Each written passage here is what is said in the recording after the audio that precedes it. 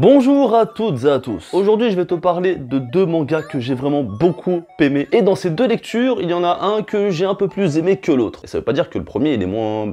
il est moins bien, mais il est bien quand même. Je vais pas durer le suspense plus longtemps, même s'il n'y a pas vraiment de suspense. Aujourd'hui, on va parler de Trace, ou Trace en français, et de Spice Family ou Spice X Family, parce que comme tu peux le voir ici, il y a un petit X, mais bon, à savoir que Hunter x Hunter se dit Hunter Hunter, donc est-ce que le X se prononce? Vous avez 3 heures. Et je vais donc commencer par Trace, expert médico-légal. Enfin, expert en sciences médico-légales, attention, hein. Oui, parce que c'est un métier à prendre au sérieux. Donc dans ce manga, nous allons suivre les traces d'un expert médico-légal. 13 traces, il y a encore un jeu de mots.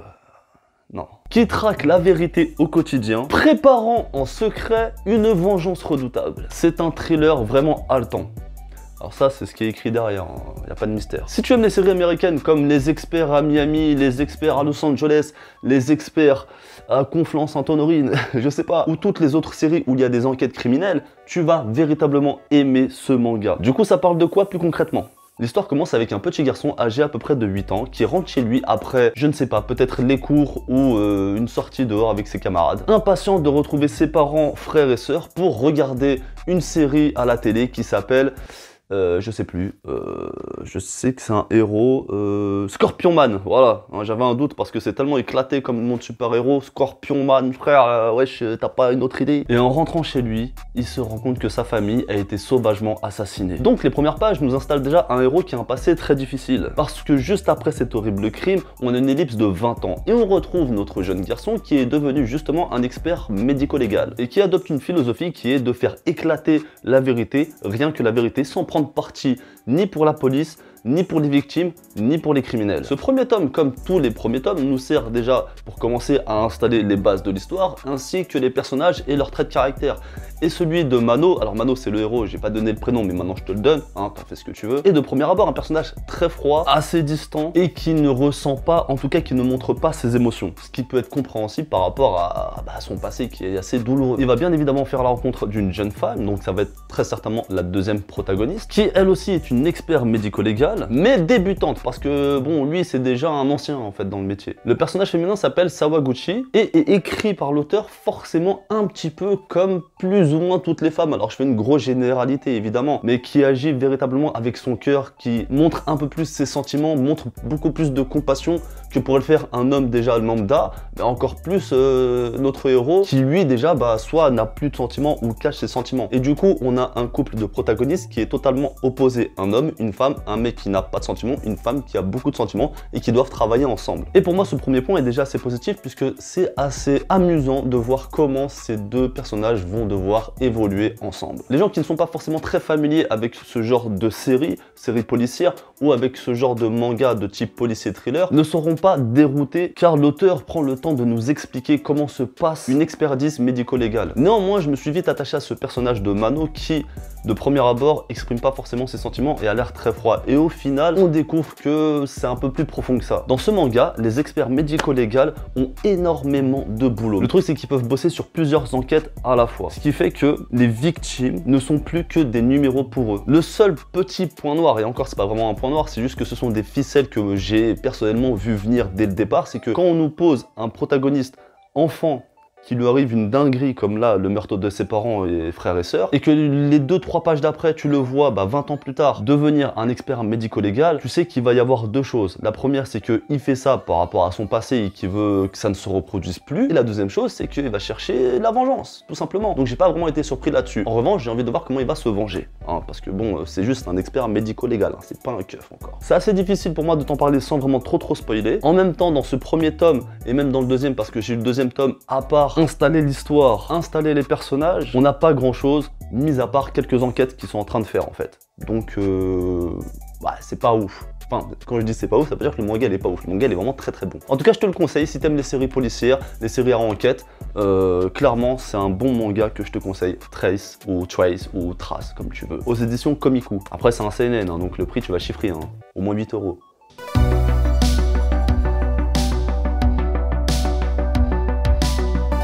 Spice Family ou Spice X Family, peu importe, aux éditions Kurokawa. Donc ça vient de sortir, en tout cas c'est sorti il y a peut-être un mois. Donc là nous allons suivre l'histoire d'un espion qui se fait appeler Twilight. Je te cache pas, quand j'ai vu qu'il s'appelait Twilight, en tout cas qu'il se faisait appeler Twilight, j'ai pas trop kiffé, parce que ça me fait penser directement au film avec les loups-garous et les vampires.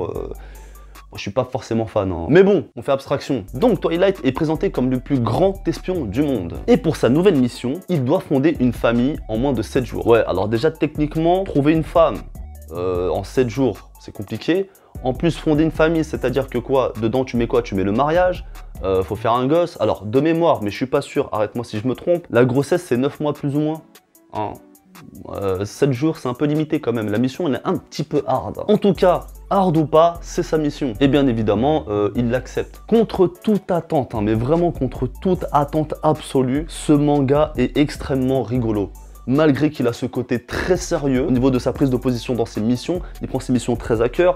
Il y a du combat, il y a des tirs au pistolet, vous voyez, parce que les flèches et les arcs, ça c'était à l'époque de Robin des Bois. Enfin, je veux dire, il y a de la violence.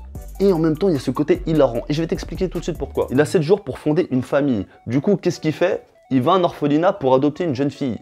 Et voici comment ça se passe, et je te jure que je te mens pas, ça se fait en une page et peut-être 3 ou 4 cases. Bonjour monsieur, je viens pour adopter un enfant. Pas de problème, prenez-en un et barrez-vous. Y a pas de papier à remplir, je sais pas. Non, non, non, non, et puis prenez celle-là parce que ça fait longtemps qu'elle est là, personne n'en veut. Ok, bah écoute, salut, je suis tout nouveau papa. Let's go. Je te jure que j'abuse pas, ça m'a fait rigoler. Hein, vraiment, j'ai vraiment rigolé, de ouf. Hein. Donc après avoir trouvé sa fille, il lui faut évidemment une femme. Bon, après un concours de circonstances, il va la trouver, mais enfin, j'ai pas envie de te spoiler, mais je vais te spoiler quand même. La femme sur qui il va tomber, c'est une tueuse à gages. Et la fille, je te l'ai pas dit, mais là je te le dis, elle sait lire dans les pensées. Parce que bon, je vais pas te spoiler son histoire là par contre, mais voilà, ça veut dire que là, il y a une famille où le mec c'est un espion, la mère c'est une tueuse, et la petite elle sait lire dans les pensées. Alors oui, pourquoi il doit fonder une famille? Ben parce qu'il doit infiltrer une école, se rapprocher d'un mec, et bon, je sais plus s'il doit le tuer ou tuer son fils, ou je sais pas, mais bref, il y a un délire avec l'école. Perso, j'ai oublié l'objectif tellement ce manga il m'a hypé, il m'a fait rigoler, j'étais dedans à fond quoi. Donc le point fort de ce manga est véritablement l'écriture, c'est-à-dire que on est dans un ton à la fois sérieux et à la fois comique. Il y a des scènes où on arrive à ressentir de l'empathie vis-à-vis des personnages. Il y a des moments où on joue entre le fait que ce soit une famille créée, enfin fondée pour une mission, et on a envie que finalement bah, ça devient une vraie famille parce que bah, les trois n'ont jamais connu de vraie famille et tu te dis bah vas-y c'est bon, restez ensemble tu vois, mais après tu te dis ouais mais en fait c'est la mission. Enfin bref, tu vas comprendre quand tu vas le lire. Et un petit peu comme dans Trace, notre héros, bah, c'est un espion, il a mis sa vie d'être humain random de côté, du coup il a pas de femme, il a pas d'enfant. Il est plus ou moins froid lui aussi, en tout cas il est focus sur son travail. Et là c'est intéressant de le voir s'attacher à une gamine en fait, voilà, à agir comme un père sans forcément se forcer. Alors il se force quelque part, mais il y a des fois tu vois que c'est du naturel en fait. Donc voilà, je te conseille véritablement ces deux mangas, un peu plus lui quand même, parce que, ah ça c'est mon petit coup de cœur on va dire, mais Twice, bah il est vraiment bon. J'en ai pas parlé, mais côté dessin, c'est vraiment très bon. Alors c'est pas effectivement du Inoue ou du Boichi, mais c'est du très très bon dessin. Hein. Bah oui. Cette vidéo touche enfin à sa fin. Enfin à sa fin, encore un petit... Bah, moi je vais arrêter les jeux de mots, parce qu'à un moment donné... N'hésite pas à me dire dans les commentaires ce que tu penses de ces mangas, si t'as d'autres mangas même à me conseiller que je pourrais lire. Évidemment tu vas lâcher ton meilleur pouce bleu, partage et puis si t'es pas abonné... Abonne-toi!